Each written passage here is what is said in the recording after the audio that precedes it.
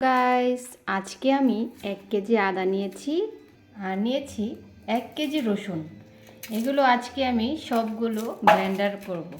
তো দেখেন তো কে এই কাজগুলো করে দিচ্ছে আমার আকলিমা। আকলিমা, আজকে কেমন লাগতেছে তোমার? হ্যাঁ, অনেক ভালো লাগতেছে। ভালো লাগতেছে? এই রসুন গুঁড়ির ছিলটা অনেক ভালো লাগে। ভালো কারণ লাগে? হ্যাঁ, কারণ রসুন গুঁড়ি এই যে কোয়াগুলি অনেক বড় বড়, এই জন্য ছিলতে অনেক মানে ভালো লাগে, আমার তাড়াতাড়ি করা যায়। ছোট রসুনগুলো আসলে ওগুলি এত ছোট তাড়াতাড়ি। ছোট হয়, অনেক সময় লাগে। আকলিমা, এগুলো কিনিস? এগুলো নিয়ে কাঁচামরিচ, আঙ্কেল বাজারে গিয়ে 2 কেজি কাঁচামরিচ আনছে। এখন ভাবছি যে এত কাঁচামরিচ তো বাসায় লাগে না, যখন খাবারের সময় লাগে কিছু, তাই ভাবছি কি নষ্ট হওয়ার চাইতে 1 কেজি কাঁচামরিচ ব্লেন্ডার করে ফ্রিজে রেখে দিবেন। বাহ, ভালো তারপর বুদ্ধি। কারণ কোনো ডালে কিংবা লাউয়ে টাউয়ে দিলে মানে দেওয়া যাবে, এটা দিলে অনেক খাইতেও মজা লাগে, এই জন্য।